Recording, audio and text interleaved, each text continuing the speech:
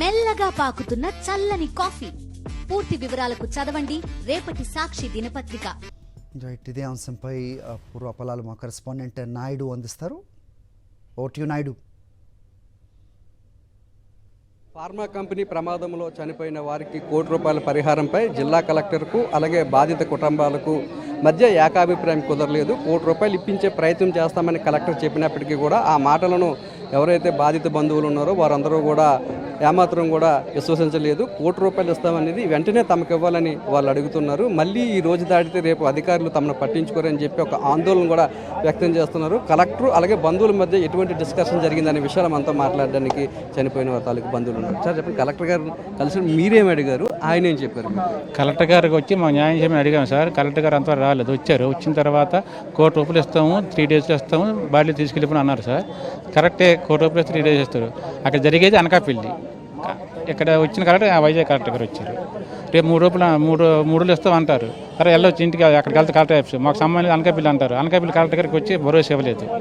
అక్కడికి వెళ్తే మాకు సంబంధం అంటారు. కానీ మేనేజ్మెంట్ ఎక్కడ ఉందా? మేనేజ్మెంట్ రాలేదు, కంపెనీ మేనేజ్మెంట్. ఎవరిని మేము అడగాలి? నిజంగా అదే ఇస్తామనేది గవర్నమెంట్ దగ్గర ఇస్తామంటే సీఎం గారు ఆల్రెడీ ఉన్నారు కదా, సీఎం గారు అనౌన్స్మెంట్ చేయవచ్చు కదా. భరోసా సీఎం గారు భరోసా ఇస్తే ఓకే. ఎవరు భరోసా? చూద్దాం వల్ల అని వెళ్ళిపోయారు. కలెక్టర్ గారు రావాలి అన్న చెప్పి వచ్చారు, చెప్పి వెళ్ళిపోయారు. రేపు ఎవరిని అడిగి? అనకాపల్లిలో ఇన్స్టిట్యూట్ జరిగింది, అనకాపల్లి కలెక్టర్ గారు ఉన్నారు, అనకాపల్లి కలెక్టర్ గారు రాలేదు, వైజాగ్ కలెక్టర్ గారు చెప్పి వెళ్ళిపోయారు. రేపు నాకు సంబంధం లేదు, కలెక్టర్ గారికి వెళ్ళండి, అనకాపల్లి వెళ్ళండి అంటే అక్కడికి వెళ్తాము. ఆ రోజు నేను మాట ఇవ్వలేదు అన్నారు అనకాపల్లి కలెక్టర్. అప్పుడు ఎక్కడికి వెళ్ళాలి మేము? మేనేజ్మెంట్కి వెళ్దామంటే గేట్ దగ్గరికి వెళ్తే గేట్ రానికి మేనేజ్మెంట్ ఎవరు ఇంత రాలేదు ఇక్కడికి. మీరు ఎవరో మాకు తెలియదు అంటారు మేనేజ్మెంట్. ఈ భరోసా ఎలా? కాబట్టి మాకు పూర్తి న్యాయం చేస్తామని చేస్తే బాడీని తీసుకెళ్తాం, లేదంటే ఎన్ని రోజులైనా ఎన్నానైనా ఇక్కడే ఉంటాం. ఏమనిపిస్తుంది కలెక్టర్ గారి మాటలు?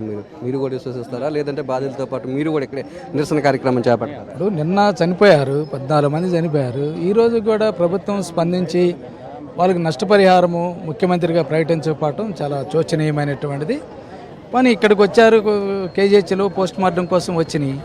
బాధితులందరికీ న్యాయం చేస్తామనేటువంటిది వ్రాతపూర్వకమైనటువంటి హామీ ఇవ్వాలి. చెక్కు రేపిస్తాను, ఇస్తామనేటువంటిది చెప్పాలి. కానీ ₹1 అని అంటున్నారు.